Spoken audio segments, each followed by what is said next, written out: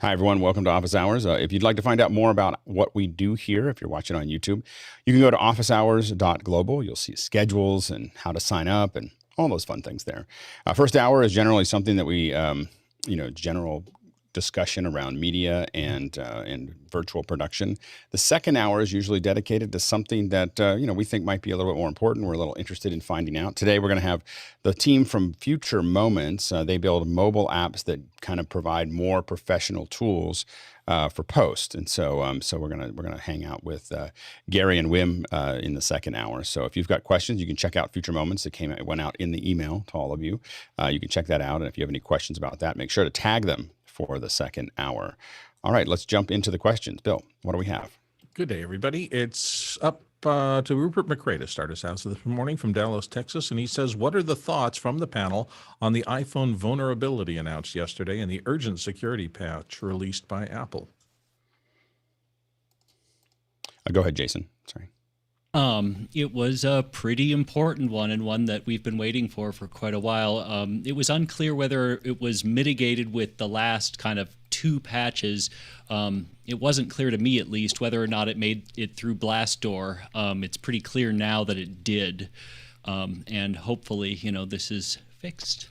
Go ahead, Bill. There's just such a crazy amount of activity on the webs because all the commerce in the world and everything else has moved there. And that idea that you didn't have to do anything, you didn't have to click on a file or open a file or do anything, and somebody could put a piece of malware that was that bad on your machine with zero action from the user just freaked everybody out. I'm glad they took it as seriously as they did and jumped on it immediately, because I think centralized quashing of stuff like that is the only way it's ever going to work. Yeah, one thing to make sure that everyone knows is that the chances of you actually being affected by it is probably less than the chances of being struck by lightning. So when people worry about these things, sometimes we see this news and it's seen as an urgent threat and it's seen as a really important thing. And it is. Like, it's important that they patch it. But before we get too freaked out about that, the targets are very, very small. So if you're in that area, that's that. But if you were using messages and you're someone who could potentially be a target, that's not a good idea. There's the only app that anybody uses for that, and maybe it has a vulnerability that we don't know about yet, but it's Signal. like that's all what everybody switches to as they go down that path. So I think it is important. I just think that we should not worry too much about these kinds of things, because this is an incredibly labor intensive thing. But at the same time, to your point, it's very, very important that Apple patches it. It's good that they did, and that it is, again, an argument why we should not be trying to break up what Apple does. While these occur, we don't hear them being talked much about with Android or other things, because those things are like little Swiss cheese. so we don't, there's not an expectation of privacy in most of the other ones. So we just want to know that, we want to make sure that platform stays the way it is, as at least as iPhone users, because it stays secure. And it may have some vulnerabilities, but this is, from a general how it affects everyone, a very, very small vulnerability. Next question. Douglas Carmichael's up next, and he asks, I had a brainstorm to build an indexing tool for Office Hours episodes where users could search the index information on each stored episode and then be instantly linked to the episode and time that the question was answered. Could you do it with the YouTube API? Go ahead, Jeffrey. Well, what you can do is you can just basically copy and paste. So once those marks have been put into YouTube, and I've been actually experimenting with something where once I hit that 5,000 character limit, I've been copying and pasting the first comment with the remainder of the questions for the hour. So you could actually copy and paste that all into a different document, and then those links will follow with you. I've done that on web pages a couple times, so that might help on there, but I'm not exactly sure. I would guess if in the API it would just be text based and wouldn't have links to it. What you really want is to have the videos on a CD, on their own CDN, not necessarily on YouTube. Or it can tag back to YouTube, but the main thing is on our database. As opposed to using YouTube, we want our database to be able to basically let you find any question from any given episode and be able to watch the video of it. And that's why it's so important when folks are asking questions is to hit that answer button right before we ask the question, because if we hit it later, it cuts it off, or if we don't hit it, it doesn't index it correctly. And so while we're not going to go into the past as we build those tools out, we are building the tools to do that right now as we get the other parts in place. It's a matter of like figuring out how that works and figuring out the interface for that. But then that would mean that everything's a part of the database. The other thing we're working on is being able to vote on the questions, vote the questions up. In fact, I think that right now as a user, you can, if you're in Mukana, you can tap on the question that when Bill hits it, it'll appear in the chat. You tap on the question, you can give it a heart. And that basically is telling us that you thought it was a good answer. And so that's kind of a way to give us feedback over how well we did. That becomes more useful in a larger database because it allows us to, you say, show me all the best answers for this question, or that from the users. So the voting becomes very, very important. Next question. Jim Abraham in Hesperia. And he asks, how do you connect an iPhone 12 Pro Max to use as a webcam? What connections and adapter do you need? Go ahead, Guy.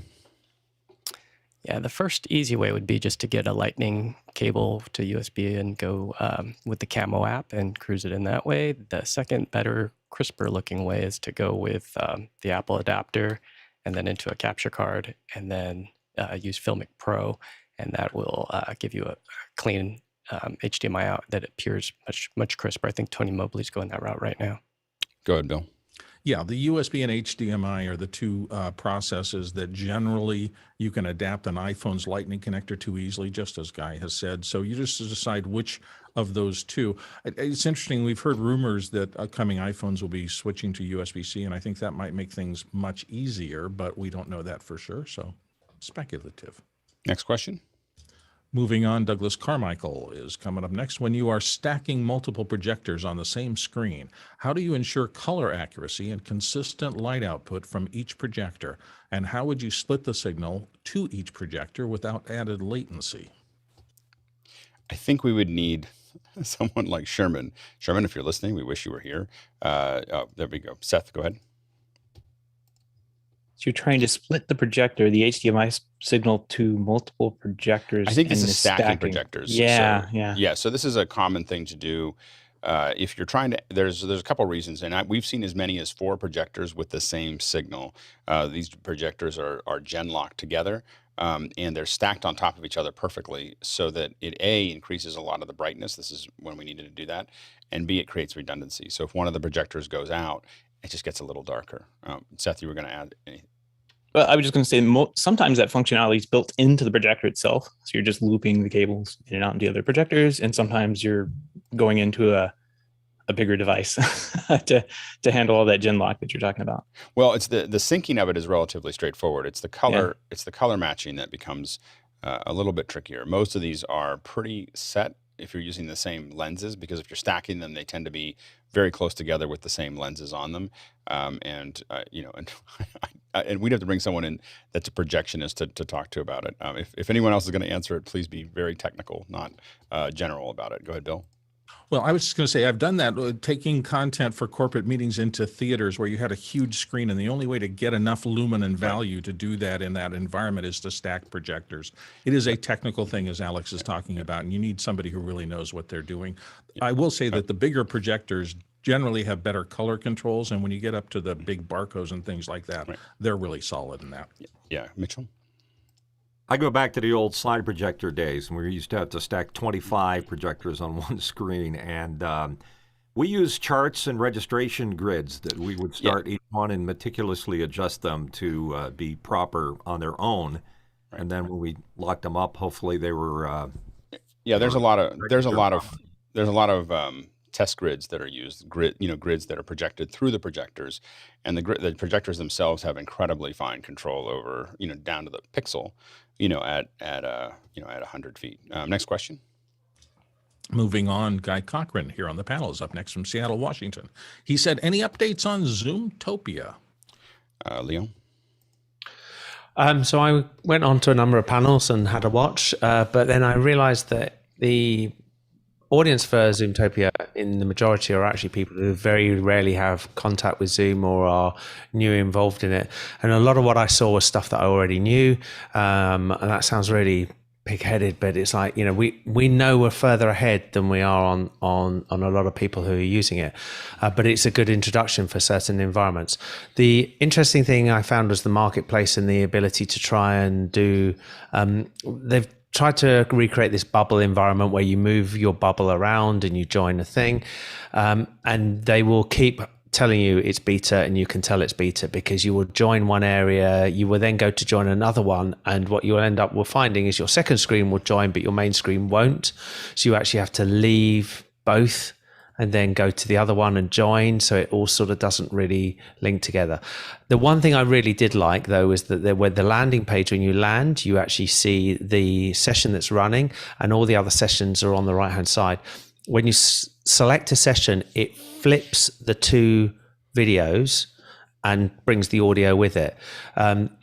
Why am I saying this? Because the UX, when you do it once or twice, you're sort of going, hold on, I'm jumped to the next one, but you end up selecting the same one you've already selected because it didn't move you down the line. It flipped them, which is actually quite, you just have to get used to it. It's a strange way of doing it. And I think it's something that they may have to look at. Rupert?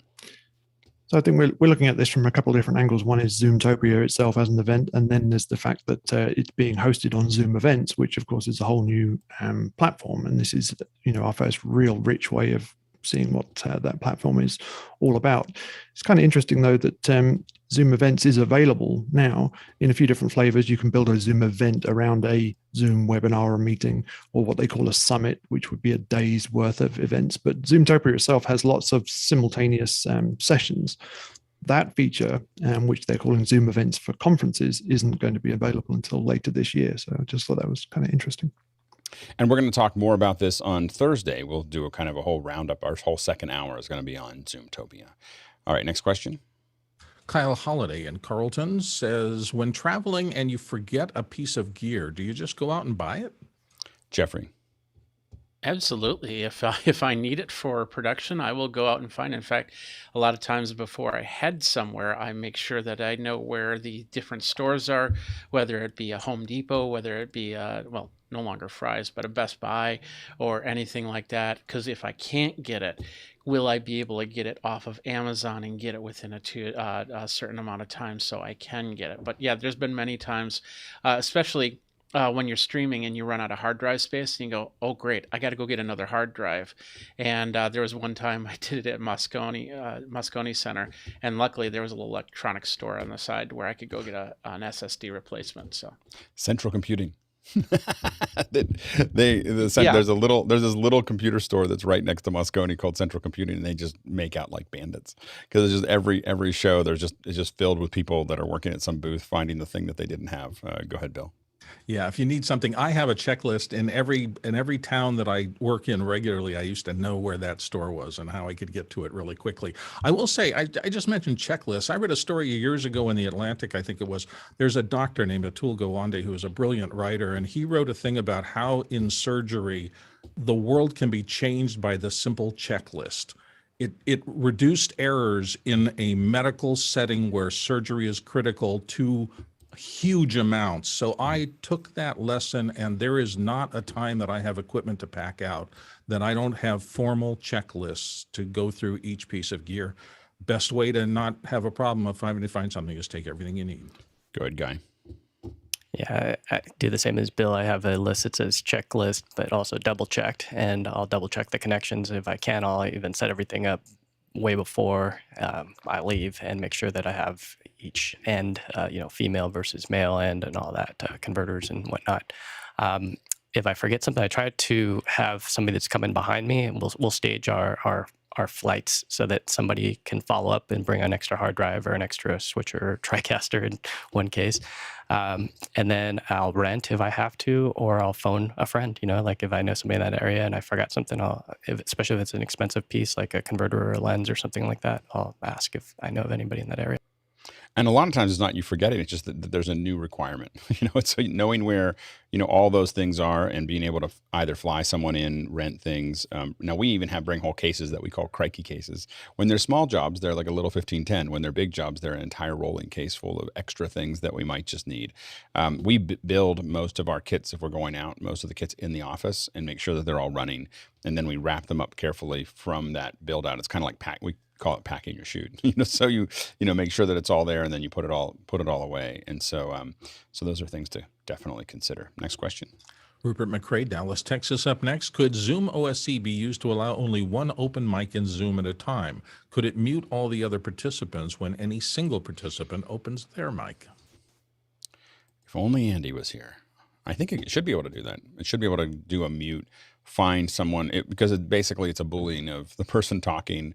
You could literally have it be the person the person talking. You could hit a button and it would just say who's not talking right now and just mute them.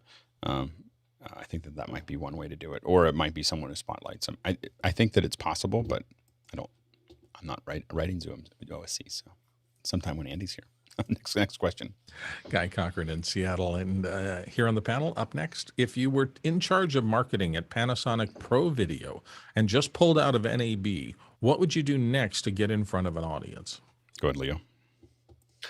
Well, I'd look for panels like this and others that are similar, because the reality is that they know that the marketplace is out there. They know they need to get their products out. In fact, what I would do is I'd get my product out earlier, get my marketing out earlier than people were planning to, because there's going to be a glut. There's going to be a glut of online people who want to hear and see products.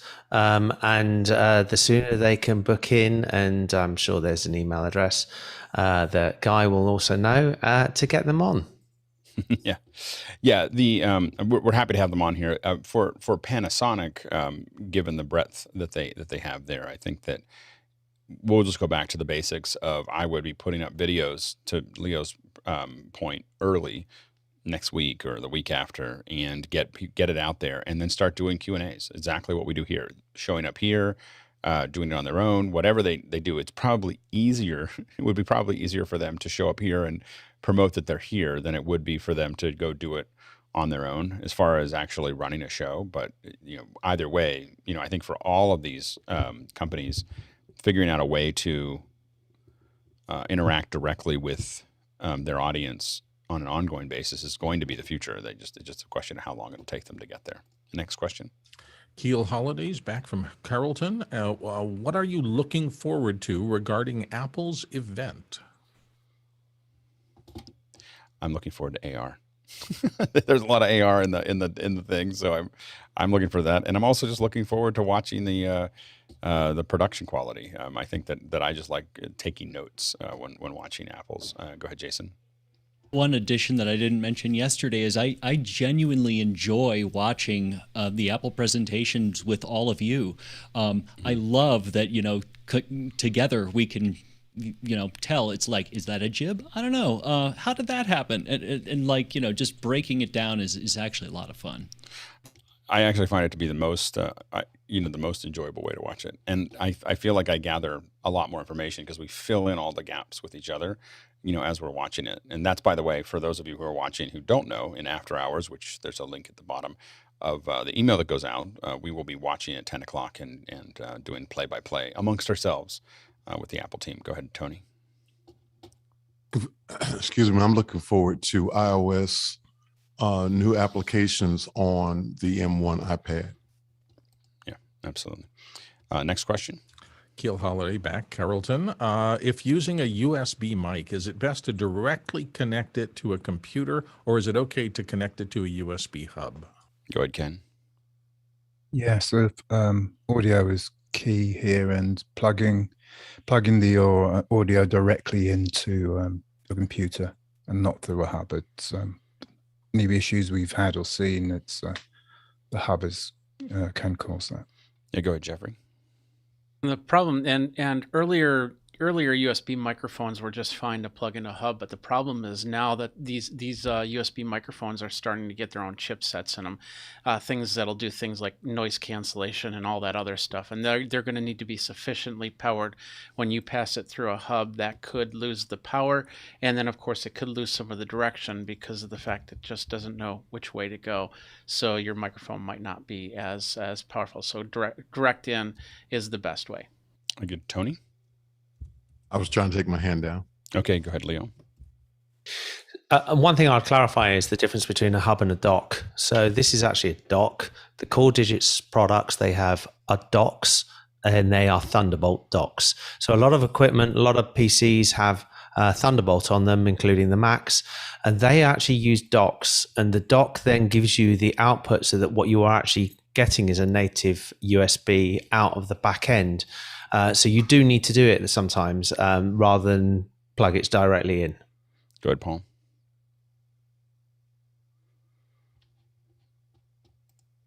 Sorry, just getting used to the new system. Yeah, I have a MV7 from Shure, and I have it plugged into a hub to a PC, and then I've got a whole bunch of other devices plugged into the PC. I like that setup because I have a Mac, and sometimes I want to change from a PC to a Mac, so I just have to plug my hub into the Mac and not all the separate ones. But so far I haven't had any glitches. I've been able to participate here without any glitches so far. Thanks. Next question. Keenan Campbell in Princeton, Illinois is up next. Why does Zoom insist on virtual green screens? Office Hours needs to do our own version of Zoomtopia. Any thoughts? Go ahead, Jeffrey. Well, let's start by saying it's not Zoom's creation. Zoom just decided to adopt it. You know, things like Snapchat, TikTok, Microsoft Teams, they all have this virtual background thing. The biggest thing is people feel uncomfortable inviting them into people into their homes, and that's what they do. A lot of people are sitting there going, "Oh, you can't have your bed showing. You can't. That's just unprofessional to have the messy office." So instead of them cleaning it up or trying to figure out a good wall system, they decide, "Well, I'm just going to do a virtual background," and it becomes a problem. But I think that eventually we're going to have something that'll be a halfway decent solution for a virtual background. We'll see. It'll take a long time. You know, I think that the only thing I'll say before I jump to Leo is that to that is that people always go, well, you can't show your bedroom or you can't show your background. Well, so why don't show that when I go on a stage, I dress up a little bit. Like you come to my house, I'm dressed one way. On a stage, I dress another way. So I get like going to a meeting and turning on virtual background or blurring the background or whatever, but it does put you at a disadvantage in the meeting no matter what. Welcome to the real world. But the second thing is that it when you go and are going to do a presentation, you do dress up, and dressing up means not using a green screen. Go ahead, Leo.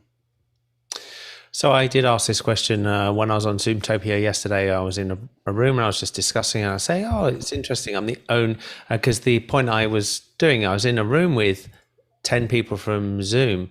I was the only one who was at 1080p because they're all with green screens. They're all running at 720. And I noticed this and I said, why are you all on a green screen? Why are you doing this? Is it corporate requirements? He said, no, it isn't, but we felt we would all look similar if we did it. And I guess that's it. I guess it's the similar argument that when you turn up on a conference, everybody's wearing the same T-shirt. And I guess they had that sort of like, we all need to be looking like we've got similar but you can, even if we think even if they're the wrong shape and size. Anyway, go ahead, Mitchell. If they could put a mute audio button, they should put a mute Zoom background button in, because I get a lot of work from different clients, corporate clients, and they think it's clever to put some crazy background and all the jello effects that go along with it. It causes more problems than it possibly could solve. I'd say get rid of it. Yeah, Jeffrey. I will tell you that some people are listening, because there was a company I've been doing some one-on-one interviews with, or presentations with, and some people have shown up with virtual backgrounds, and the handler said, "You got to turn that off.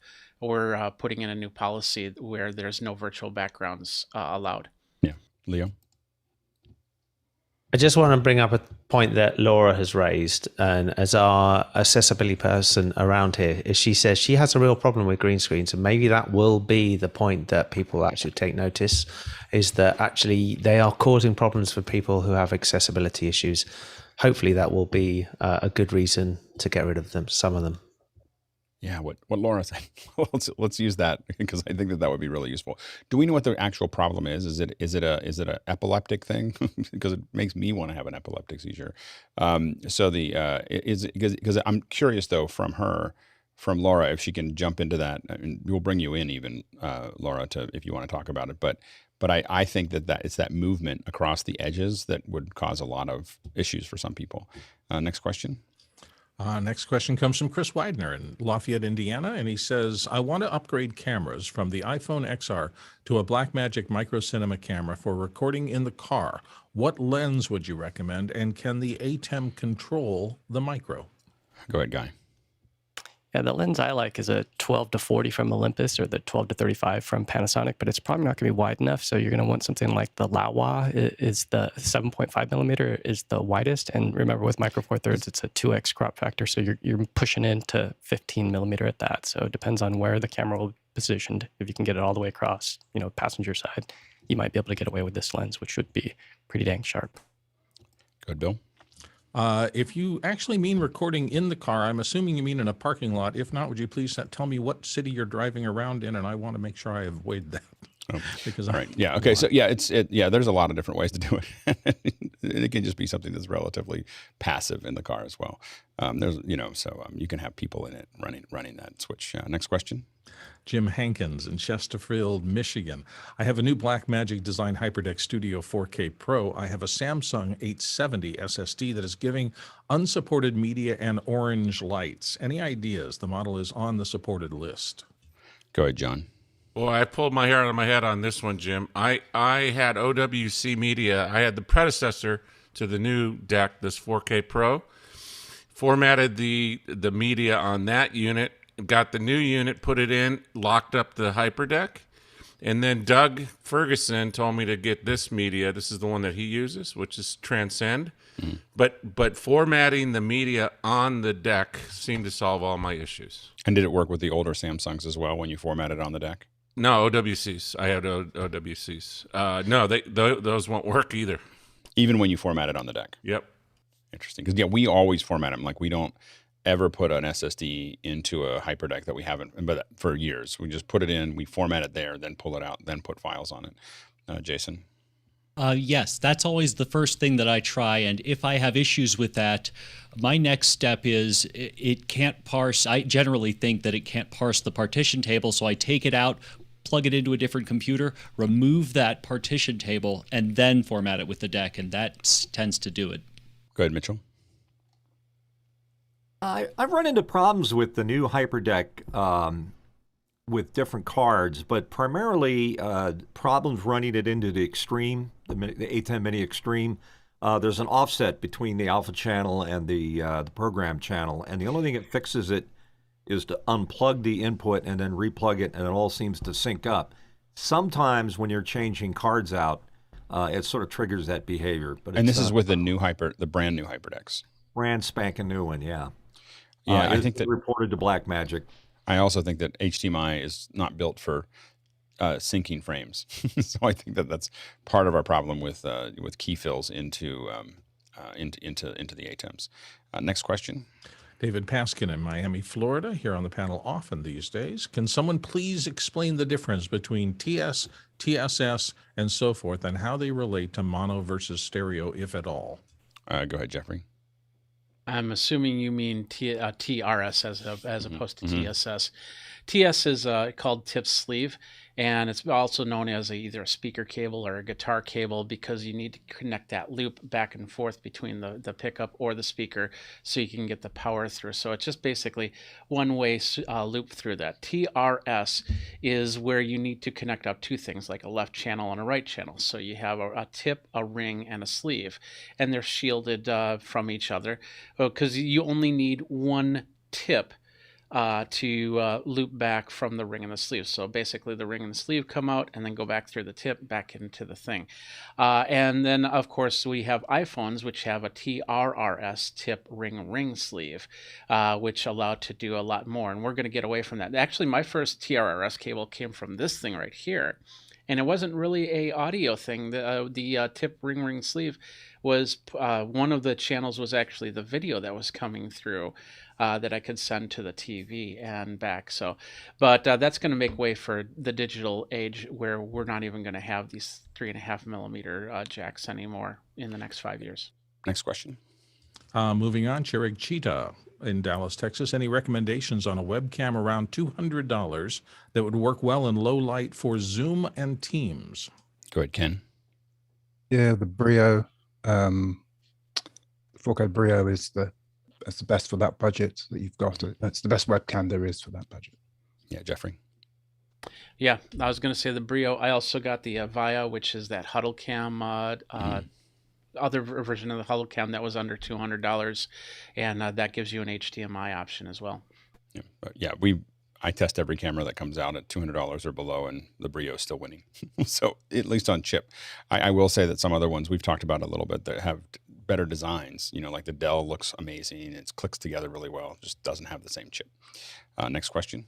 Idris Heige in Fairfax, Virginia. Next, what audio USB mixer would you recommend for Shure SM58 that has enough enough dBs of gain to support it? The budget is between $100 and $200. Go ahead, Leo. So I'm going to tell you to cry a little bit and go up to the Flow 8. It's $279. You can also get it at the moment straight away from the suppliers in the UK. It is worth spending that money because every single person that's gone to it has used it as a desktop mixer, has loved it. It isn't a recorder as you would go with the Mix Pre, but it does everything else the Mix Pre does, and it has more than enough gain to drive the 58 or drive this, which is the PR40. Guy, do we know why the Flow 8 isn't available in the US? Yeah, they've had some issues, and so they actually consolidated. Behringer in the US has moved to just Sweetwater, I believe Amazon and somebody else as the suppliers, and so it's a mess out there with the chips. I don't know if it had anything to do with the fire. It just seems like there's plenty of supply in the UK and no supply in the US. And so I'm just curious: are they not bringing them in, or is there some kind of import issue, or is it? Sometimes it's just allocation that the factory they decide which. Based on orders, what to push out there, and it is what it is. So in the U.S., we have 300 million people versus I don't know how many people are in the. So we're just buying them. We're probably buying the same amount. You just have to. Okay, I got it. Paul. Yeah, one caveat about the Flow 8. I just jumped on the Flow 8 bandwagon, and the power supply they send you is really wonky. Look at that thing. Isn't that so you probably want to get a replacement power supply. And it's just 12 volt in, right? Yeah, I got that from England, so I'm ordering a replacement. But I'm on the bandwagon and getting a lot of good tips from the people here on the panel. Yeah, go ahead, Leo. Paul, the power supply is just a standard micro USB. There's nothing about it. It's just a standard micro USB. You've probably got 10 of them in the cupboard from all your old iPhone or old phones. There was nothing clever about it. So you don't need the power supply that came with it. Yeah, you can just put any old USB-C power supply in there. Next question. No, it's not USB-C. It's USB-C. Micro. It's micro. Oh, micro. It's micro. Affirmative. Micro. Yeah, any old micro. Yeah, all the old micros that we have laying around that we wanted to throw away, we now can use them. So next question. Juan C. Robles in Mexico is up next. Will be enabled mukana for questions during the Isadora Lab next Friday? Will mukana be enabled, I guess? Yes. Yeah, absolutely. Yep. Next question. Ben Anderson, Seattle, Washington, up next. For amateur video producers that want their first quality videos, do you recommend equipment to support filming with a phone or shelling out for a camera? I think that, go ahead, Leo. Sorry, I jumped on late on this one. There is the DJI Osmo is just absolutely brilliant because it gives you stabilization on your mobile phone. It's around about $100. I haven't got one to reach. I'm just over there. And actually, it's not. It's here. There you go. So the DJI, this is just great. It gives you stabilization. It gives you loads of different options that you can actually do with a mobile phone, and is a great starting point. And you'll be surprised if you're an amateur videographer. It'll just open your eyes as to what you can do with your mobile phone. Go ahead, Jeffrey. Taking this step up, this is the Osmo Pocket 2, and it's great, small little gimbal. You can also hook it up to your phone if you want to. But the biggest problem with any type of phone is what you also have on that phone. If you've got your Facebook, if you've got your Twitter and everything like that, and you've got your notifications set to notify everything, including the ringer if people call you, then you could be stopping your productions for phone calls, and that could be a big problem. So make sure if you're doing that to kind of clean up your phone a little bit. Airport mode or air mode. Just turn everything off, which I do all the time. Yeah. So I think the phones have gotten to be so powerful. We'll probably see more today around, and improve every year. We see a huge jump up in what you're capable of in the phone. If you were going to start and you already need a phone, or you already have a good one, anything in the last 2 or 3 years, I think that you can tell a lot of great stories with the phone. I shoot a lot of things that I need, even for broadcast. We once saved a show because we lost a truck, and we had to do this red carpet. We just shot it with the phone. I don't think anyone noticed. Anyway, we just shot the red carpet part and then inserted it into the rest of the show because we had to fill, and we couldn't believe that we were doing this with a phone, but it worked. So you can definitely get a lot of great high quality video out of them. Next question. Douglas Carmichael's next one is a Microsoft study mentions that the shift to less rich media may have made it more difficult for workers there to convey complex information. He has a link to a Nature article, and then he asks how much of that could be poor audio video quality. I don't know exactly what's defined in that as rich media versus not rich media. I do think that there is a when it comes to that, we are going to have to spend more time on creating media that takes time to build. So I think a lot of people, what's really happened is we have this thing where we just want to do everything quick. There's going to be an AI thing that'll just put it together for you. There'll be a thing that just does the thing for you. There'll be a thing. It turns out that if you go back and look, there's an old, I don't know where it is, but there's an old soldering, I refer people to it before they start soldering. I think it was made in the 80s or the 70s. It looks like it might be the 50s. But it was on the the technique of soldering, and it was obvious that they wrote it and they planned it and they storyboarded it and they set it all up and they did illustrations and they did all this other stuff, and it's just a great piece of work on how to do something. And I think that we are going to need to. There's going to be a time when we start returning to that, where we actually, it's not just something we can whip up. And I think that a lot of YouTubers show us that, a lot of stuff that looks like as soon as you try to shoot a YouTube video, you realize how much work it takes to do it well, or a TikTok or anything else. It takes a lot of work and a lot of planning. And I think that we have to find ways to get back to that, where we're, that I always, keep on reminding myself that it's easy to make content or easy to watch content. It is not. It's almost never both. So just keep that in mind. Next question. Tony Nasampachuk out of Dallas, Texas, whoops, that didn't click for me, says, any recommendations for teleprompter software on Windows 10? Go ahead, Jeffrey. My favorite one is right in the Microsoft Store. It's called Teleprompter Pro. You can use it. You can resize it. You can flip the screen, so you don't need to have it on a teleprompter. You can have it on a screen and do your tech on there, or talking on there. It'll allow you to bring a camera behind it, so I could have Alex's face and be looking at his face and talking from there. And it also has speech recognition, so you don't need a button, but of course a Bluetooth button always helps to stop and start the presentation as you're going.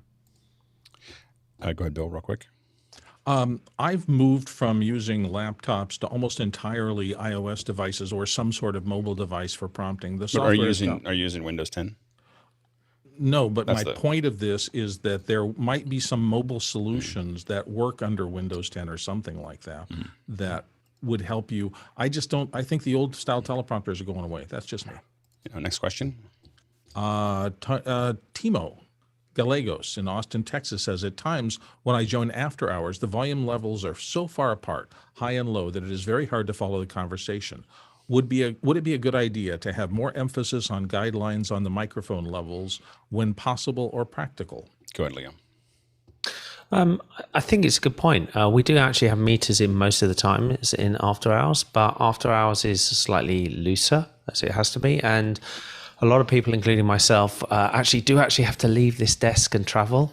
And sometimes I will join office after hours when I'm not physically at this microphone and I'm on these ones, which just, although typically I rely on Ken telling me that I'm shouting at everybody, so that works.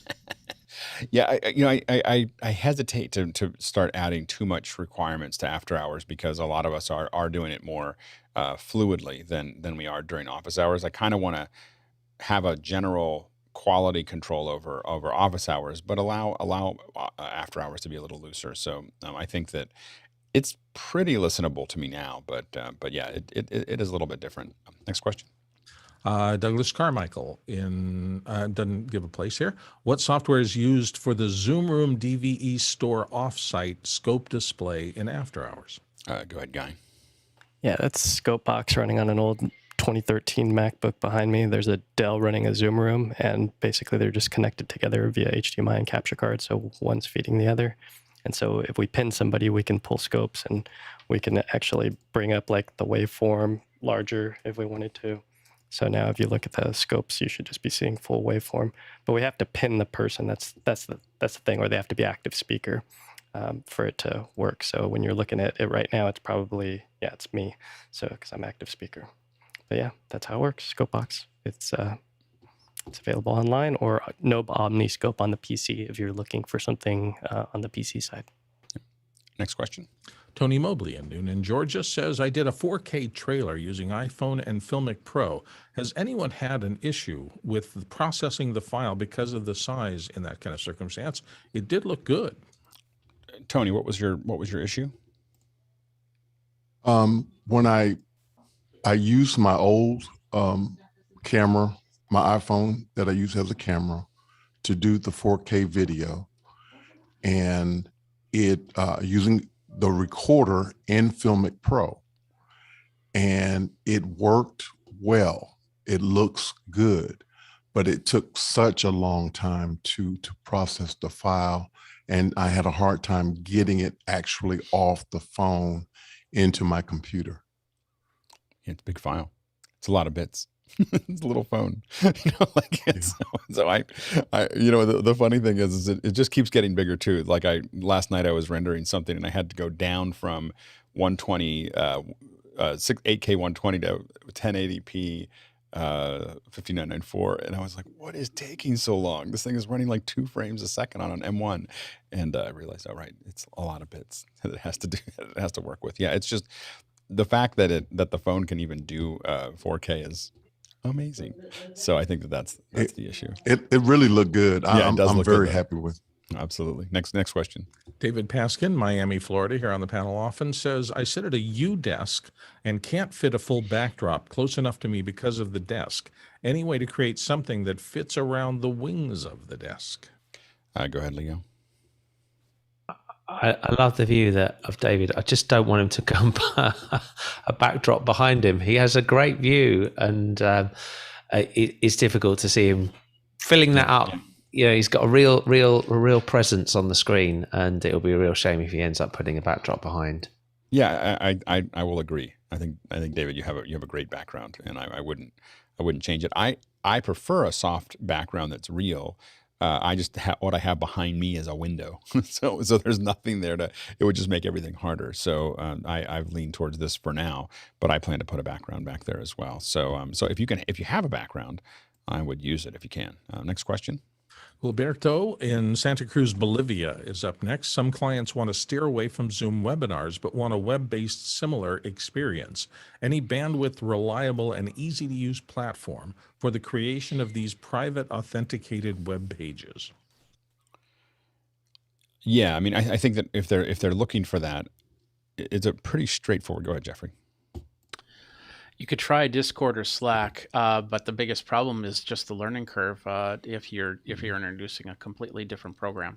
The most common thing to use from a web page is Vimeo. Using live, the live stream platform, you can actually set a variety of permissions. You can also, if someone's putting on a web page, you can then put some kind of login to get to the next page. You have to decide how high you want to turn up that security. It's hard to have the security work at the level that Zoom does if you turn all the dials up. So you have to decide how far or how important that is for the viewing experience. It's just much more difficult. But a simple sign in that takes you to a page that has a clear listed video is something that the most common way to do that is with something like Vimeo using their live platform. Next question. Douglas Carmichael, when instrument technicians are working with an artist, how do they obtain service information for an electronic instrument if most manufacturers won't share service manuals if you're not an authorized service center? You send it back to the authorized service center. That's the whole model. And I got to say, as the Sony manual, the engineering manual for the Sony EX1s and EX3s, a lot of us got a hold of that manual, and it was great. It gave us great power, but with great power came great responsibility. And what it led to were people who would rent a camera, go into the engineering and really screw it up, because what sits in the engineering controls are things that you can't get to in the menu that it comes with. And it's why we stopped renting Sony cameras, was because people would change settings in that engineering area, and then we'd have to go digging through there to figure out what they did. And some of the stuff is not something that you can return to. So that's why it's not a good idea to give everybody the service manual. Now, next question. Douglas Carmichael, where would you find a power cable to enable a converter like this? And he's got a link there. It's to be used with a standard UK or EU or US domestic outlet, and would it have to be custom made? I don't think any of us were able to click through it in time. It's hard for us to do ones where you give us a link, just because it's hard for us to get to during the show. Next question. Douglas Carmichael, in Japan, Japanese broadband market is a competitive market where, as it appears, users have a choice of providers across the country. What makes the U.S. broadband market so constricted by comparison? Lack of pole access and the making it illegal for municipalities to do their own bandwidth. Those are the two things, and that's all because of money, corruption. We'll just call it what it is. It's public corruption. The fact that the cable companies dump a bunch of money into our representatives' coffers, and in return they don't bother. We're talking about Apple all the time, but they don't bother to actually affect what would really affect our business and many. It is the thing that holds back the United States is people's inability to get true bandwidth to their houses, especially in the rural areas. And people should have pitchforks with fire on the end of them about it, but they don't understand. But it's pole access. You just want to search pole access. Next question. JB in Wisconsin, I'd like to mount 2 medium-sized TVs on a rolling cart or C-stand so talent can more easily see and interact with both the active speaker view and the grid view inside of Zoom. Any good cart or mounting solutions? There are a lot of TV mounts that have wheels, and I would highly recommend them. So there's a bunch of different ones you'll see that are like TV, that they're built for it. You want to get them heavy if you're going to move them around. Don't get the little light ones that are easy, but you should be spending probably between $250 and $400 on them. But they'll have rollers on the bottom, and they'll be adjustable. So you want to make sure that they'll either have pins or they'll have a screw, and you can move the monitors up and down. And those things are we've got lots of them. Some of them you may find sit too high, and all you have to do is draw them. You can actually cut the top off and make them lower if you have to. That's what Leos are. If you're wondering, MacBreak, they've actually cut them. Next question. Brian Craig in Toronto, Canada says, would it be possible to replace Wirecast with ProPresenter, but through key and fill? Yes. you could replace it with key. You could replace Wirecast with ProPresenter if you're trying to do key fill out of it. Next question. Douglas Carmichael, this segment on MacBreak Weekly is an exceptional introduction to the office hours community. Has there been any thought to producing a proper introduction awareness building video for office hours? Go ahead, Liam. So we are starting to do it with the what Ken and I are doing of last week in office hours or last week on office hours. But it's a gradual process, and we want to get to the point when we feel that it's something that can be done. Because I think the big thing while that segment works is that it's quite complicated to explain what office hours is, and also you don't want to explain it in a way that turns people off. So you need to give a demonstration, and that's what we're trying to do. I think we feel, or I personally feel, it needs to be a bit more tighter. Once we get it tighter, probably down another couple of notches, it'll be something that can be used on a regular basis. Yeah.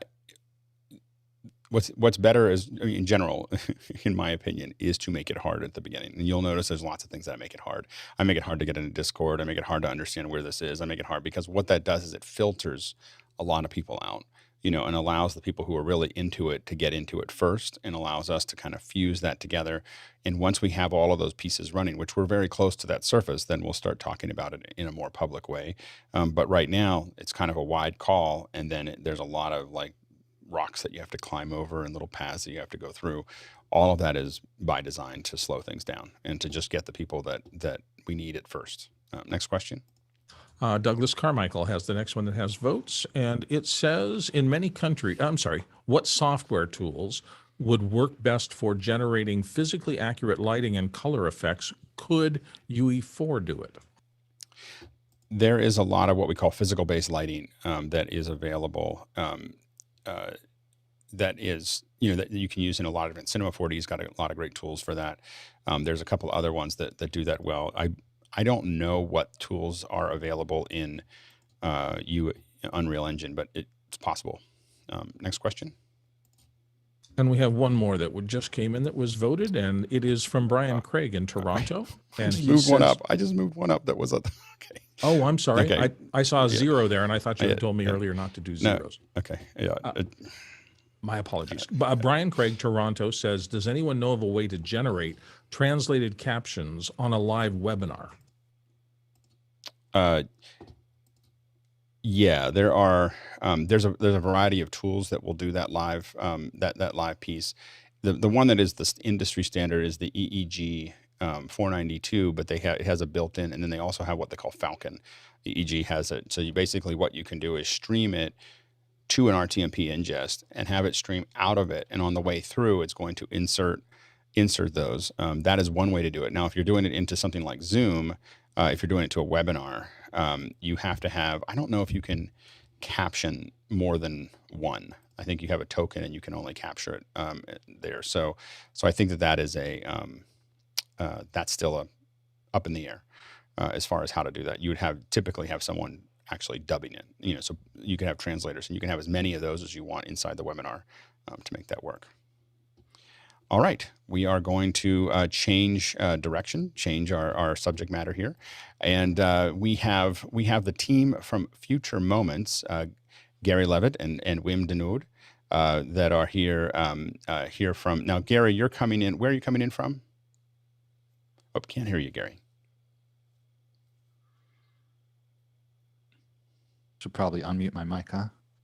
Yeah, absolutely. We all do it all the time. Yeah. Go ahead. Coming from New Paltz, New York. Oh, nice. And Wim, where are you coming in from?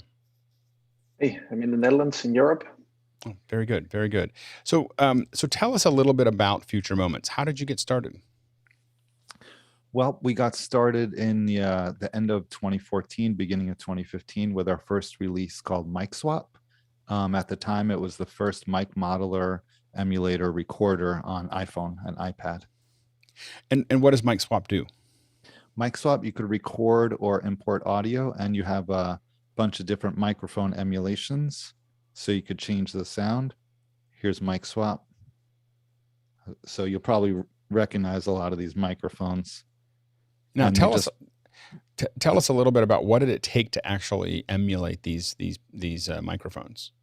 It took a nice audio. Well, first of all, it took a experience and knowledge of these microphones. Mm-hmm. So we only use microphones that I was used to using in a recording studio because I'm a recording engineer. Uh-huh. So I was comfortable and familiar with all of them. And, download the frequency charts, get a good audio engine, get a good compression, good settings. And I lived in San Francisco for a while, so I really grew to appreciate Mexican food.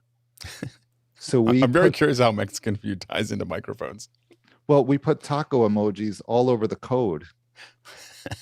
So we really felt that spiced it up. Very good, very good. Yeah. So where did you go from there? And by the way, as we're talking about this, go ahead and ask questions for the audience. Go ahead. So we just kind of expanded on mic swap. When now we have a bunch of apps in our portfolio that you could see at our website, future-moments.com. A lot of audio related apps for music and for video production. And what are your backgrounds before we go a little too far? Gary, you said that you were you're an audio engineer. Yeah, I was a musician. I'm a musician and a recording engineer for many years. And then once I had the idea for mic swap, I got very lucky and found Wim over in the Netherlands, and we worked together. How did you guys connect? Through this thing called the internet. It's crazy. But how did you find each other in this wonderful world of the internet?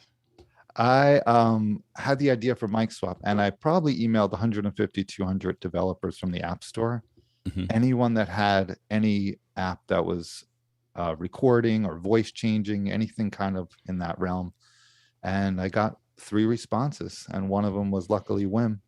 That's great. And we FaceTimed and hit it off. I knew I needed a musician. Right. And Wim's also a musician as well as an expert coder. And Wim, how did you get started? What's your background? Yeah, originally I'm an electrotechnical engineer. That's what I studied. But I got attracted to software very early. I think I started coding when I was, 12. One of the first computers back then from my father, right? We just a book from the library that you could type line by line, and if you made a mistake, your program was completely messed up. So that's how I learned.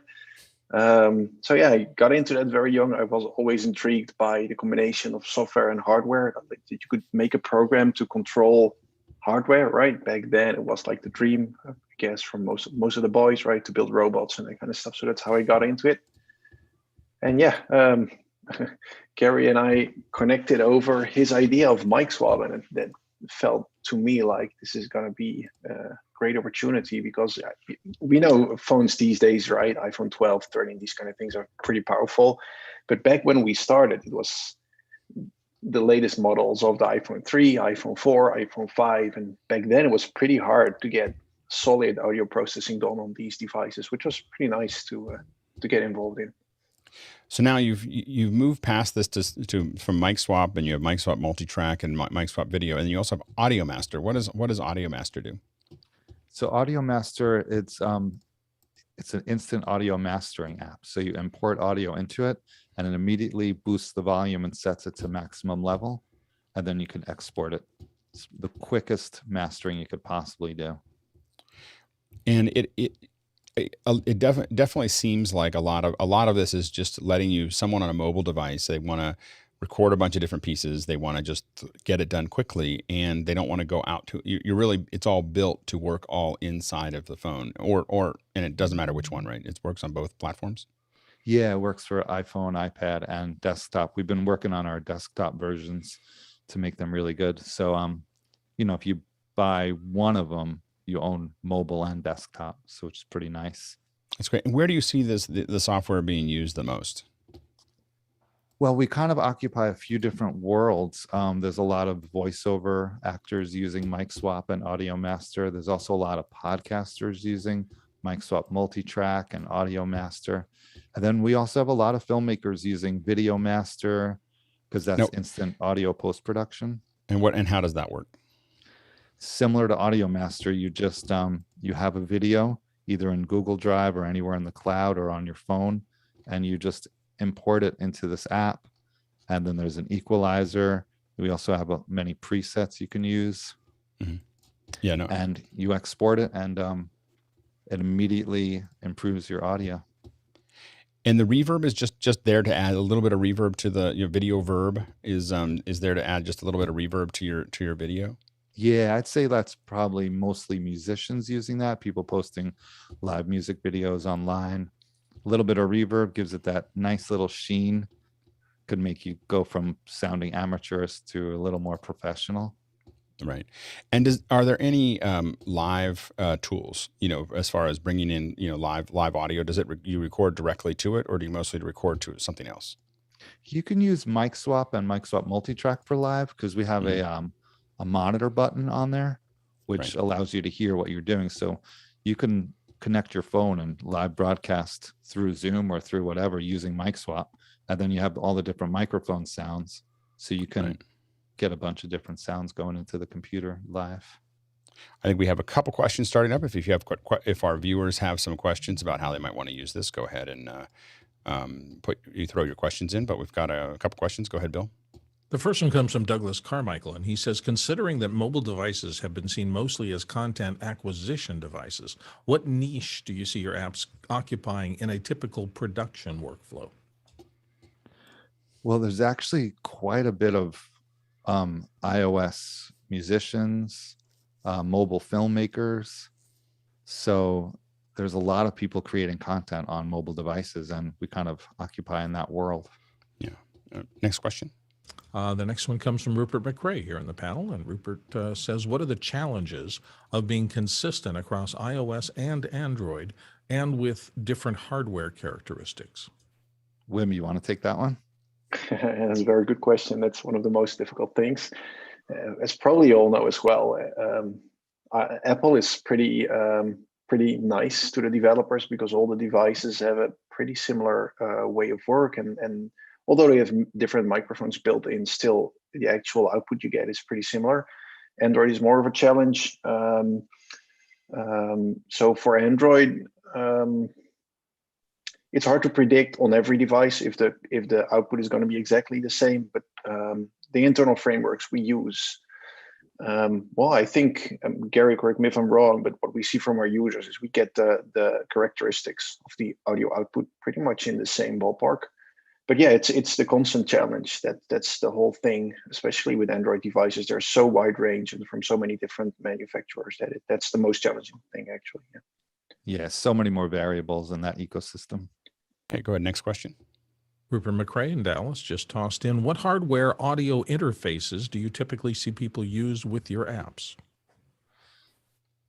Oof, so many. I mean, some people have like really high-end systems, and they're utilizing mobile devices, and some people are using what I'm using, which is the SSL 2 Plus, which I love.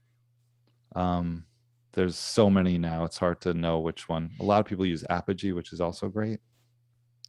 And coming back to the question of development, do you find that the libraries and so on and so forth, do you find one platform easier to use as far as what you have available to you that you don't have to write? I guess it's probably a question for Wim. Like, yeah, I know the answer, but well, actually, on both our platforms, we use a different intermediate layer. Apple has a pretty strong audio engine of its own, right? There's some convenience layers around it, but the engine itself is pretty powerful. So of course that's very easy to use. For Android, I think the latest intermediate we use is super powered, which is pretty powerful and gives you a lot of options with very high quality and very low latency. So there are a few standards on Android as well, but yeah, Apple is out of the box pretty solid. Yeah. we should also give a shout out to AudioKit, because we use some of their definitely codes. Nice. Those guys are great. We've had that. Yeah, it's a great library. AudioKit makes my life so easy. That's great. We've had them on a couple times on our show. Nice. So Nice. we're huge fans of the work that they do there. I think we've got another question coming in. Yeah, Rossio Jones here in the panel often says, is there a way to drop markers and/or do you support time code? Currently, no, because we're just dealing with the audio. Mm-hmm. But in the future, that could be an interesting thing to explore. Yeah, next question. Rupert McRae back with another one. Can users collaborate in your apps? That is something that's coming out in MicSwap Multitrack 2.0, where you'll be able to work on a multi-track project and then share it with anybody, and they can work on it and then send it back to you. So you can get some interesting collaborations going on. Maybe make some interesting new genres of music, hopefully. Well, you know, our group has our own band, you know, and so we actually but it goes, they're very high end solution for this. So they're recording all over the world. It all comes back to Pro Tools. It's carefully, you know, worked through. If you look at some of our old stuff, that's all put together. But it's probably a good group of people that might be able to test that kind of thing, because Yeah, we'll have to get you going on mobile style. yeah, because they're really good at that piece of it, and they probably give you some pretty strong feedback, you know, because they're already doing, you know, they're doing it with a mixture of, you know, tools, but it's really high end. Yeah, So Pro Tools has a good thing going with their cloud collaboration. they're not even using any of that. They're just recording. This isn't collaboration between each other. They're just recording each piece. They're building up the backing tracks and then recording to those and then dropping those tracks back and then, you know, putting them together. And it's, I mean, there's a lot of complex arrangement and process. And so nice. Yeah, that's what we're working on for Mic Swap Multitrack for the next update. Oh, that's great. That's great. I think that they might be good people for you to talk to because they've been thinking about it a lot. Next question. Jason Panks in Nashville, Tennessee says, could you briefly walk through how a musician could add reverb while using Zoom? Well, you can use Mic Swap Multitrack for that. Basically, you could just add some reverb and then turn on the monitor and connect your device into Zoom. Right. There you go. Next question. Rupert McRae back once again. This time he says, what is your take on spatial audio? I kind of hear the benefits of it, but I also feel very wary of it because it's too many options. There's, you know, when as a producer of music, you kind of create it, you want it to be heard a certain way. So then, you know, when random tech companies are applying spatial audio to it, it could be good for the listener, but maybe that's not how you wanted it to be presented. You know, as filmmakers, I'm sure like you wouldn't want a theater putting their own color correction on it. Although they do. It's called half lit bulbs. You know, they to save money, they turn the bulbs down a little bit. So it is less than what we usually want. One thing that'd be really interesting to that question is really being able to control the panning across, you know, 5.1 or 5.1.4 or something like that inside of an app like yours, you know, so that not so much that someone else is spatializing your stereo, but that you could spatialize your stereo or spatialize your tracks. Yeah, I mean, if you know, you can release music like that where you have the different stems, so you have like all the guitars in one. This way, you could allow the user to move the guitars in the back left, or you know, move the strings in the back right. That would be so cool, but it has to be presented that way. It has to be. It wouldn't just be a stereo track. Right. Well, yeah. I mean, you'd have to save it out. I mean, binaural technically you could probably put out, but you know, and fold it down. But it'd be really interesting to be able to have an app on the phone that you could sit there and generate an Atmos mix or at least a 5.1 mix or something like that, where you could kind of put, you know, each track, you know, into, you know, mix it into different places, because I don't think there's anything out there right now that does that. So totally, it would be great if we can get some well-known band to release a song on Mic Swap Multitrack where users can make their own mixes. Yeah, that'd be very cool. Absolutely. Next question. Jason Panks in Nashville's back with, can you share files directly to TikTok or Instagram? Yes, not directly, but save to your device, then directly. And for some of our apps, we have Instagram has its own audio algorithm. So what's nice and loud on your stereo, it has to be a little lower for Instagram for optimal audio. So we have a -3 dB export for Instagram feature on Video Master and Audio Fix apps. So we kind of keep that in mind for Instagram, trying to cater the different algorithms. Next question. Next one comes from Rupert McRae again. Does Mic Swap need to know what mic you are inputting on as well as what you want to output as? No, we've kind of built that into the emulation, you know, because some people are just using the mic on their device. Some people are connecting an interface and using a mic. It's all kind of averaged. Next question. Next question comes from Rupert McCrae, Dallas, Texas, and he says, "Can projects saved on one device and then be opened and edited on another?" Wim, you want to take that? Yeah, you can always send them over to the other device. We're not relying on Apple's iCloud storage, so it doesn't sync up automatically. But yeah, with all the features on your phone, you can fairly easily beam it over to the next device if you want to, or you go through a cloud solution.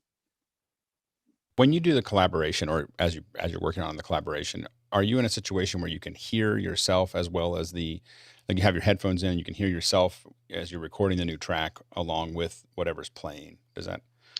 Yeah, that's exactly the plan. Of course, you get all the audio that other people recorded, and then you'll do yours on top of it, right? So you can hear what's recorded, and you'll add the next track. Right. Obviously, it's not going to be like live, right? So others on the other end of the world cannot hear. There's too much latency and delay, of course, in there. But yeah, you can hear all the recordings till that point, and add yours on top, and then the next one can go from there. We had a plan for an app that never happened, which was the reason I ask is that it doesn't have to do with recording, although it would there was a couple of us talking, we were talking about it. I have a propensity. I like Irish drinking songs. And so we used to go and hang out at a bar and sing Irish drinking songs. But the problem is no one knows no one knows the words. And so a couple of us that are there this is 20 years ago, that were there all the time, we knew all the words. And so we carried everybody. In fact, I went in, I worked for a cable network, and I went and printed 100. This is when you talk about what not to let your employees do. I printed 100 songbooks of Irish drinking songs so that everyone would know how to sing it. And so this was in my early 20s. And so anyway, it made the songs much better. Like, just in case you're wondering, it went from 0 to 100 almost instantly. Like, when people actually knew what the words were and they could see the notes, they could do it. Now, you're probably wondering why I'm wandering around this little thing. Well, yeah, Chris is like, Alex has lost his mind. So anyway, the reason I'm saying that is that what we were talking about was something similar, which is if you could take a song and build it so that you could turn different tracks on and off, so that you could decide which one you want to fill in. You could learn your part inside of it. And that could be something that would be useful if you want to learn Irish drinking songs. But in a more wholesome way, it'd be a great way for you to learn how to sing hymns. That was the other part where when I was a kid, we used to sit there and kind of mumble along because we didn't understand. We didn't know what the bass, like you didn't know what the bass or baritone or whatever was in that song. You had to listen to it in the organ, and you couldn't quite figure it out. But if you just turn that track only on, like isolate it, and then hear yourself singing with it, you'd be able to learn that part. And then you'd have churches could put out, this is all the things that we're doing on Monday, and then people could practice it while they're driving in their car. People who are perfectionists, or Irish drinking songs, or the college, rah-rahs or whatever. You could just learn them for people who are perfectionists. And it seems like what you're working on is so close to that app that I'll never make, but I would definitely buy. Yeah, I mean, you can do that with MicSwap multi-track. You can have a bunch of harmonies and then just solo the one harmony you're trying to learn. And one of the cool things that I really like about MicSwap multi-track is that with each track, you could swap microphones. So, with each microphone, you get a different sound. So it really helps with your separation of mix. Even if you recorded everything with the same microphone, you can get a different tone by swapping microphones on MicSwap multi-track. And can you listen to yourself sing while the other track is playing? Yeah, totally. So you can hear that yourself mixed into that while it's playing. Yeah, exactly. And you could adjust your volume, adjust the volume of any of the other tracks. Yeah, that's some reverb, delay. That's okay. I'm super interested now. So learn. But you need to make it easy for me to for us to package Irish drinking songs or hymns, one or the other. Next question. We kind of work really hard to make it super intuitive and easy. Yeah. Like if you ever use the GarageBand multi-track app, it's kind of crazy. So many icons. MicSwap multi-track, I think, is super easy to just jump on and use. That's great. Next question. Comes from Jason Panks in Nashville. He says, what was the inspiration or story behind the Hear Boost app? Well, when I lived in New York City, I was on the subway, and I was using some features of MicSwap, and there was this crazy conversation happening near me, and I was able to kind of eavesdrop on them. And I was like, oh, we should make a special app that just kind of helps you hear certain sounds. And when I thought of the idea, I didn't realize how many people would be using it just to improve their hearing, because I guess hearing aids are too expensive. And it's a little, it's great that people can use the app to do that. Can you fully explain it, like how it works? Yeah, HearBoost is probably our simplest app. HearBoost, basically you just turn on your microphone on your device, or if you have a microphone connected, and you can boost the sound of the microphone up to 200 times. And then you could use the EQ or our voice filter to kind of filter the voices through and kind of dial in exactly what you want to hear. Right. Oh, it's very, very interesting. Next question. John Preto's up next, and John says, thank you guys for your time. I know this is very subjective, but what do you think is the best mic for voice? Neumann, Telefunken, so forth? That's an impossible question to answer because everybody's voice is different. I will say the general rule of audio is signal to noise ratio. So if you just keep that equation in mind, you want to have the more signal, least noise. So the closer the microphone is to the source, you're having more signal, less noise. If I pull the microphone far away from the source, you're hearing more noise. So signal, noise ratio. Next question. Next one comes from Rupert McRae in Dallas, Texas again. This time, is processing done locally, or is something offloaded into the cloud, and can the apps be used offline? Wim, you want that one? Yeah, definitely. Everything is on the device. Everything is offline. You don't need to make an account or anything. We just run on your device, which is becoming easier with all the high-end devices we have these days. But yeah, everything is just on your phone. Next question. Rupert McRae back from Dallas. What resolutions are supported in your video apps? We don't change your video resolution at all. So whatever resolution it is, you import it, and then you could choose to just save as the original size. Or we have an option to compress it if you want to compress it for sharing. And we also have an option where if you just want to extract the audio. Next question. Jason Panks in Nashville back again with, are you guys hoping for any new iOS features that could enhance your apps? Good question.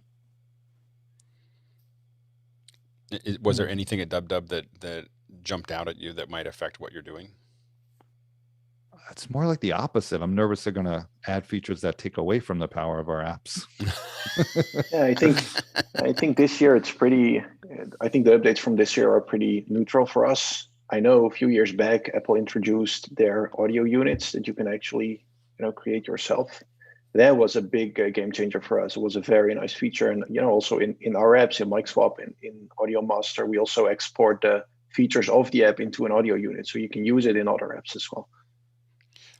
Next question. Douglas Carmichael up next. Would you ever license the HearBoost technology to medical equipment manufacturers for use in hearing aids? If it would help people, absolutely, without a doubt. Next question. Rupert McRae, Dallas, Texas. Do sound signatures sometimes get updated? Sound signatures. So like the effects that you're applying to the different microphones, are those constantly moving, or you kind of feel like you figured them out? Yeah, we kind of have them dialed in. We did have to change audio engines from our original 2015 version to the 2021 version, but we pretty much have it exactly how it has always been. Yeah, people are really liking the sound, so we don't want to mess with that. Next question. Mickey Macacor, our friend here in office hours. Many artists use their mobile devices as a quick scratch pad for ideas. What tools are available to easily move ideas made on Mic Swap Multitrack to a traditional digital audio workstation? Well, you can use Mic Swap Multitrack on desktop, or you could just take whatever, you could you can export each track and use it in a DAW. You can make a mix and export it to a DAW. You can export it pretty much anywhere, or you could just export it to the desktop version of Mic Swap Multitrack as well. And in that desktop version, is there any way just to hit a button and just bounce all the tracks out to take it into something? Yeah, you just tap the export button, and whatever you're hearing at the time, that will be your mix. So if you want to mute someone's bad harmony, you can just mute that track and then export it. And do the desktop, and you might have said this and I might have missed it reading another question here, but does the do the iOS and desktop, do they stay synced up? So if you're working on something, it automatically, you see it from the desktop, or is it something you have to push to it? How do you get from the iOS version to the desktop version? Yeah, currently you'd have to export it because we don't access we don't do any, everything's locally. Got it. Next question. Ken Jordan from Surrey in the UK here on the panel says, do your apps also run on the M1 Macs? Yes, indeed. They're running pretty good. And the ones that needed work, we're making special desktop versions of. Next question. Chris Fenwick is up next, and he says, to what degree do the additional mics front and back come into play in your modeling? What do you mean the back of the microphone?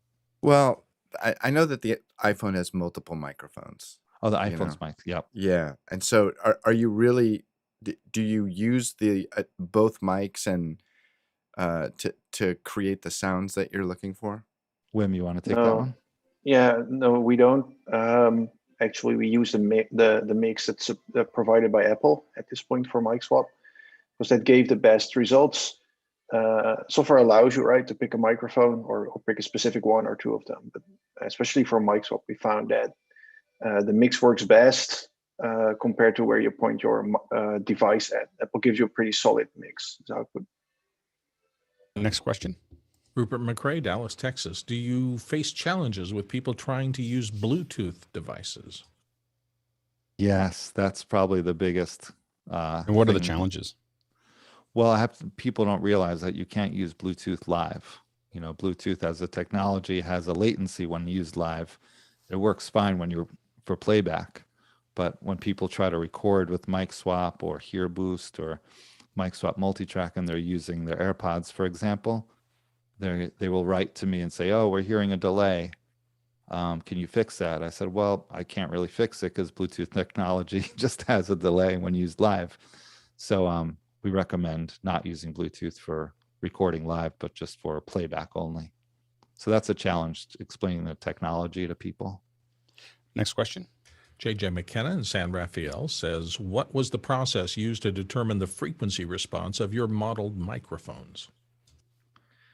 A lot of trial and error and tacos emojis in the code.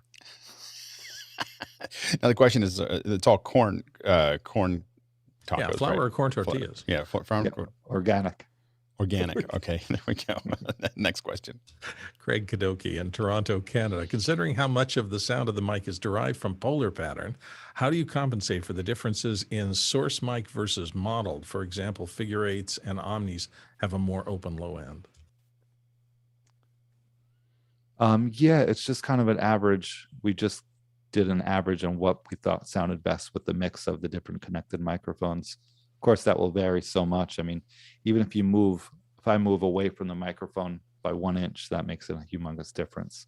So we kind of just did a summation of all the different possibilities. Right. Next question. The JJ McKenna, our friend in San Rafael, says, is there any benefit to device proximity with emulated microphones? Well, it's hard to say because there's a gain adjustment too. So we have a VU meter and a gain adjustment. So, you know, depending on which mic you're using, it's more about getting a clean level going in. You know, it's about your proximity to your mouth and the proximity with the gain structure into the device. Next question. Keenan Campbell in Princeton, Illinois. Could mic swap multitrack be used to improve audio quality for users with lower quality mics into a Zoom meeting? Wim, you want that one? Yeah, it's a good question. I mean, at some point, if your device is really low quality, right, we can polish it up a little bit, but you're not going to approve above what the input is, right? So yeah, probably we can polish it up a little bit, get some noise out, but that's about it. Yeah, adding a little reverb could help smooth it out too. Right. And being able to swap microphones, maybe if it's a low fidelity microphone, if you use one of our ribbon mic emulations, for example, you might get a little more bass back in there. Right. Next question. Mickey Macacor in the Philippines says, any thoughts on collaborating with companies like Townsend Labs or Slate Digital in order to have a known reference microphone as an input for the modeling? Yeah, we'd love to collaborate with anybody. That's fun to work with. Absolutely. We're open to anything. Next question. JJ McKenna back from San Rafael, with understanding that there is such a high variability of Android devices in the wild, is there any one Android device that has the most positive response based on the occurrence of download in the Play Store? It's hard to say because there's so many cheap devices as well. I'd say the Samsungs are pretty solid. And do you see any specific surge for any of the hardware? Is it pretty much, is Samsung a pretty high usage? Samsungs are high. Google Pixel's pretty high. The Huawei, people are using that, but that seems to be a little bit more of a cheaper device. Next question. Rupert McRae, Dallas, Texas. Were there any particularly innovative uses of your apps during lockdown? Good question. Yeah, I mean, a lot of podcasting with Mic Swap and Mic Swap Multitrack. Yeah, it gave us some more ideas. Did you see a specific surge? We saw a general surge in content creation. Yeah, once COVID hit, we got a big bump in users. I just think a lot of people had a lot more time to create content, whether it's videos and they need our apps to help improve their audio, or if they're just creating podcasts or music. Right. We have such a diverse portfolio that we just kind of saw a general bump in all of them. And I was thinking maybe just people are at home creating a lot more content than they were. Right. Next question. Our own Mickey Macacor is back from the Philippines with, what was the audio chain, preamps interface, and so forth used to capture the impulse responses of the modeled microphones? Well, I kind of used what I was familiar with. Like when you're mixing music, the main thing is knowing what you're listening to so you can kind of hear the difference. Like, for example, Rick Rubin, whenever he's mixing a record, because he mixes in all different kind of spaces, he'll put on Tom Petty's Wildflowers. And that's his reference because he produced that record. He knows exactly what it sounds like.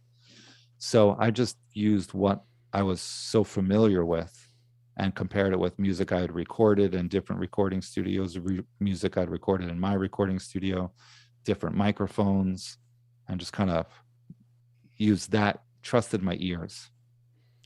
It's funny when we do motion capture in computer graphics, it's like we captured all the motion and then and then we change everything. Okay, we're going to move all this stuff around. It's not, it was measured and then we add to it. Next question. Rupert McRae in Dallas, Texas, back again. Do new mic profiles get added, and can custom profiles be added? That's a good question. Yeah, we keep adding new microphones, especially if we get suggestions. People write and say, "Oh, will you add this microphone?" Then we're usually good about adding it. Custom microphones, that's an interesting thought. Next question. Jason Panks in Nashville. Can you discuss any apps or features coming in the future? We have so much in the pipeline. We have like a backlog of ideas and features. We just released a version 2.0 of Audio Master, where we've added reverb, delay, custom reverb. You can dial in your own reverbs, dial in your own delay, as well as reverb presets if you wanted to add a little sheen or a little psychedelia to your music. That's good. Next question. And Douglas Carmichael's up next. Would you ever think of offering the mic swap technology as a plugin on the desktop? What we do. Wim, you want to take that? Yeah, of course. So what Gary says, we do. The AU solution from Apple, right? Lets you plug it in everywhere in any in any studio software that you run on your Mac. So we're actually applying the same. So as soon as we have mic swap in a solid state for Mac, then that will be available as well. We have it on the M1 and we'll come to the RMX as well pretty soon. Yeah, so as of now, you can use Logic or GarageBand and use the AU versions of our apps. So if you have mic swap or audio master, they come in as plugins. So you could just put it on a plugin in one of your tracks, and then you have all the different microphones or audio master as well. That's great. That's great. Next question. Rupert McRae from Dallas, Texas. Is audio an example of why having a headphone jack on a mobile device is still a good idea? Yes, yes, and I really hope Apple adds that back in, because that's kind of one of the reasons people are using Bluetooth headphones. A lot of that, and it's great for listening, but you can't record live with Bluetooth headphones. Yeah, it's a little annoying that they took the headphone jack out. And there's a lot of iOS musicians that are hoping they put it back. Now, you can still use the Lightning, right? You can still use the Lightning adapter to get stuff back in. Yeah, so that, absolutely. And that works as a zero latency solution currently? Totally zero latency. And also you could plug in an interface into the Lightning port, and then you have headphones galore and microphone inputs. That's great. That's great. And are you able to, if you have an interface that can handle more than one channel, can you take in more than one channel at the same time when you're recording? Oh yeah, totally. That's in great. mic swap multi-track, yeah. That's great. All right. Gentlemen, thank you so much for joining us. It was great. Thanks for having us. Yeah, really, really great. It's really interesting. So what what happened was like, we looked at this and I was like, I don't quite understand how all these apps work, but I know we can all figure it out together. So we'll bring the guys in and we'll take a look at it. And and now my head's much further around it. I really think I understand what it does, and I'm actually really interested in playing with a couple of them. So thanks. Yeah. I mean, if you can get on this Zoom technology and be able to, you could use any of our apps. Yeah, absolutely. Very good. Gary and Wim, thank you so much for joining us today. Thanks so much. Very much.